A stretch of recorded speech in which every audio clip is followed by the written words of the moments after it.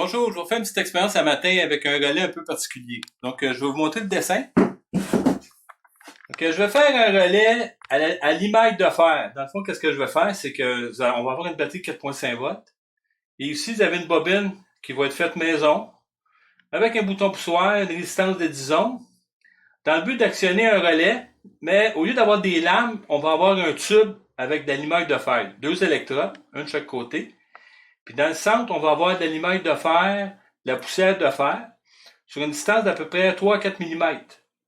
Et pour activer notre système, notre relais RS, qui est un relais solid state, pour faire allumer notre lampe, mais évidemment, l'action va se faire par notre relais à base de l'image de fer.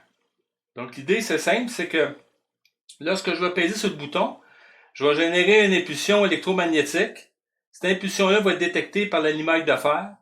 L'allumage de fer, à ce moment-là, va réagir et va se coller un sur l'autre et ça va fermer le circuit. Et par le fait même, on va avoir la lampe qui va allumer. Donc, c'est un vieux principe qui a été expérimenté dans les années 1890, mais au niveau pratique, on va l'expérimenter ce matin. Puis, pour être capable de désactiver notre limaille de fer, ça prend un petit coup, un petit choc sur notre tube de limaille. Donc, je vais le faire avec un cylindre, un petit cylindre que je vais activer à l'aide d'une alimentation 12 volts puis un bouton pour pouvoir désactiver l'action. Le côté intéressant, c'est qu'une fois qu'il va être activé, il reste activé. Donc, il agit un peu comme une mémoire EEPROM. C'est ça qui est le fun dans ce genre d'exemple-là. Donc, je vais passer au côté pratique. J'ai fait le montage ici.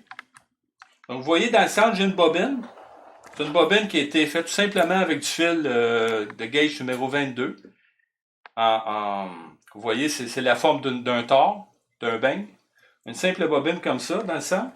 Puis dans le milieu, vous avez votre tube avec les deux électrodes et l'allumage de fer qui est dans le milieu, qui est collé le plus près possible de notre bobine. Vous avez le bouton aussi pour activer. Puis j'ai un autre bouton aussi pour pouvoir activer mon petit vibrateur, mon petit cylindre qui va descendre pour désactiver l'action. Donc si je fais une action, exemple, je vais mettre mon système en marche. J'ai déjà ma lampe qui est allumée parce qu'il y a déjà eu une action dessus. Je vais le désactiver. Voyez-vous, je l'ai désactivé. Je vais refaire l'action. Regardez bien, je vais donner mon action, une impulsion, et j'active ma lampe.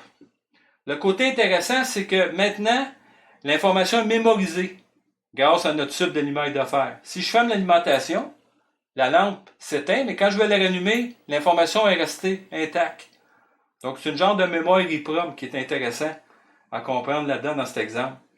Donc, si je refais de nouveau l'action sur mon bouton Reset, effacement, en donnant une impulsion, je viens d'effacer l'action. Donc, ici, comme vous voyez, c'est juste mon petit cylindre qui est activé par mon électroaimant, par mon petit moteur qui tourne, puis qui vient descendre le cylindre, puis qui donne un coup sur le tube. Ça peut être un coup mécanique aussi. Ben, comme ça, c'est intéressant parce qu'on a une action électrique directe.